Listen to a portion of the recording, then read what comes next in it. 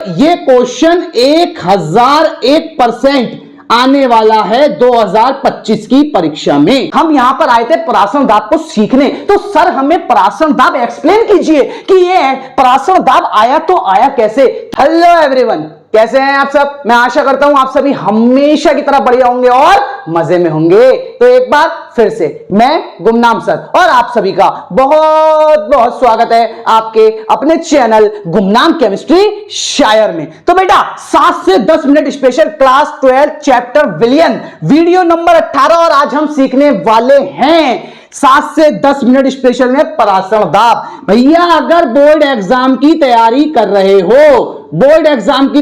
रहे हो तो ये क्वेश्चन 1001% आने वाला है 2025 की परीक्षा में।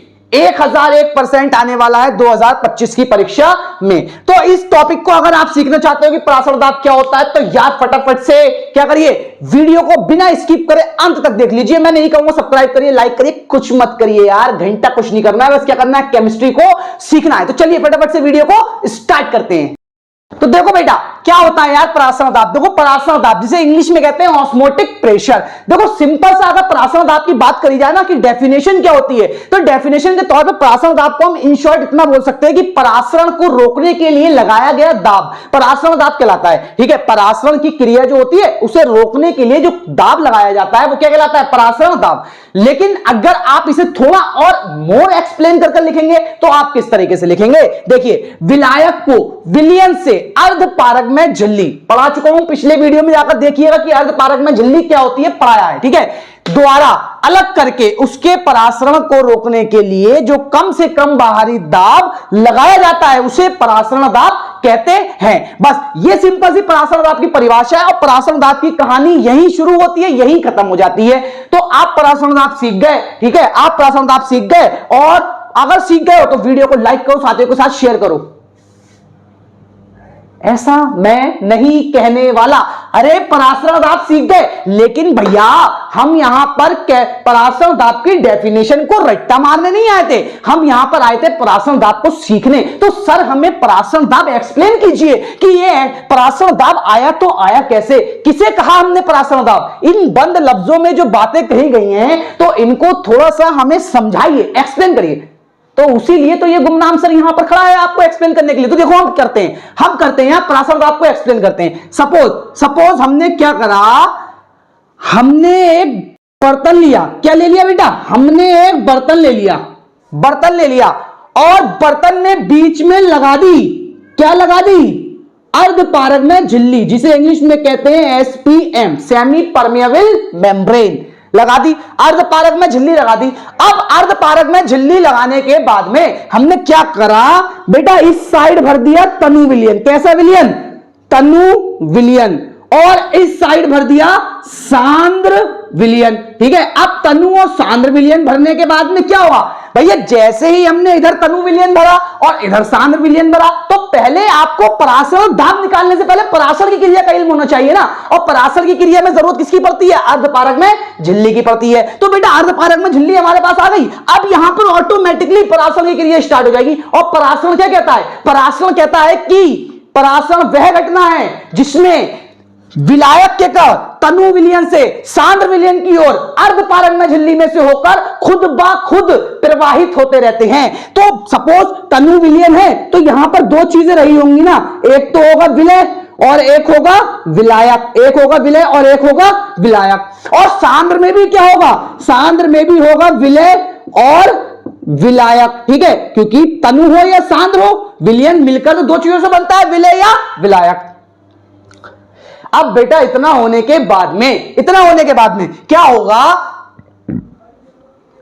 परासरण शुरू हो जाएगा। परासरण कैसे शुरू होगा, तनु विलियन से विलायक के कण, तो विलायक के कण क्या करेंगे, तनु विलियन से सांद्र विलियन की ओर अर्धपारक में झिल्ली में से होकर, देखिए इसमें से गुजर रहे हैं ना, होकर खुद ब खुद प्रवाहित होने लगेंगे। अब मतलब जो तनु विलियन, जो पतला विलियन है ना, वो गाढ़े विलियन की ओर उसमें से विलायक के जो कण हैं वो खुद ब खुद जाने लगेंगे अर्धपारक में झिल्ली में से होकर। अब क्यों जा रहे हैं, वो इसलिए जा रहे हैं जिससे दोनों विलियन एक ही बराबर सांद्रता के हो सके। ठीक है, अब क्या हुआ, अब ये विलायक के कण इधर जाने लगे, ठीक इसी समय हमने क्या करा ना, जिस साइड विलायक के कणों का परासरण हो रहा था, देखो यहां पर परासरण की क्रिया शुरू हो गई है, तो जिस साइड विलायक के कणों का परासरण हो रहा था उस साइड बर्तन पर हमने लगा दिया एक पिस्टन। और पिस्टन से हम क्या करते हैं बेटा, पिस्टन से हम लगाते हैं प्रेशर। क्या लगाते हैं पिस्टन से लगाते हैं दाब। तो अब हमने क्या करा, ये जो विलायक के अणु इधर से इधर जा रहे थे, अब हमें इसकी परासरण की क्रिया को रोकना है, तो हमने क्या करा, हमने पिस्टन से दाब लगाना स्टार्ट करा, इतना दाब लगा दिया। ठीक है, हमने पिस्टन से, जो पिस्टन यहां था, अब उसे दबाकर इतना नीचे कर दिया, ये वाली जो लाइन दिख रही है आपको डॉटेड वाली, इतना नीचे कर दिया। ठीक है, अब क्या हुआ, जैसे ही हमने इतना नीचे करा, धीरे धीरे करेंगे, जैसे ही हमने इतना नीचे करा तो इसके जो अणु इधर आ रहे थे, अब उनको स्पेस ही नहीं मिलेगा। दाब लगने के कारण क्या होगा, अब जो विलायक के अणु इधर आ रहे थे, जो परासरण क्रिया हो रही थी, अब वो परासरण क्रिया क्या हो गई, रुक गई। तो भैया यही तो होता है, परासरण की क्रिया को रोकने के लिए जो कम से कम, अब ये दाब हमने कहां से लगाया है, बाहर से लगाया है, तो बाहरी दाब, जो कम से कम बाहरी दाब लगाते हैं वही क्या कहलाता है, वही कहलाता है परासरण दाब। और मैं उम्मीद करता हूं इससे ज्यादा आसान शब्दों में आपको परासरण दाब मिलना असंभव है। और अगर यार परासरण दाब सीखा है, शुरू की बात तो मजाक थी, लेकिन अब मैं कहना चाहूंगा अगर परासरण दाब सीखा है तो यार अपने साथियों के साथ वीडियो को फैला दो जरा, जिससे वो भी परासरण दाब क्या, केमिस्ट्री का एक एक टॉपिक चुन कर सीख सके और केमिस्ट्री में क्या बन सके, केमिस्ट्री के धुरंधर बन सके। तो अगर यार केमिस्ट्री के धुरंधर बनना है तो फटाफट से आप सीख गए होंगे, सुंदर से नोट जरूर बनाइए। तो अगर यार परासरण दाब सीख गए हो तो मैं इतना जरूर कहना चाहूंगा, इसका जो मैं अगला वीडियो लेकर आऊं उसमें दो टॉपिक, एक इस पर आधारित क्या, आंकिक प्रश्न, और एक इसके बाद में एक इसका थर्ड वीडियो जो इसके जस्ट बाद में लाऊंगा, वो और होगा परासरण दाब तथा विलय के मोलर द्रव्यमान में संबंध। ठीक है, मोलर द्रव्यमान में संबंध। पहले मैं आपको यह टॉपिक सिखाऊंगा, फिर मैं आपको इसके आंकिक प्रश्न सिखाऊंगा, और यह टॉपिक गारंटीड कर लेना भाई, दोनों चीजें परासरण दाब और ये दोनों चीजें गारंटीड, किसी भी आप बोर्ड से पढ़ाई कर रहे हो तो तीनों टॉपिक जो ये है ना गारंटीड हर परीक्षा में पूछे जाने वाले टॉपिक्स हैं। और अगर आप इसमें महारत हासिल कर लेते हो तो आपके आराम से 6-7 नंबर किसी भी परीक्षा में पक्के हो जाएंगे। ठीक है बेटा, तो इसी के साथ मैं आपसे अलविदा लेना चाहूंगा, फिर मुलाकात होगी आपसे एक नए और धमाकेदार वीडियो के साथ।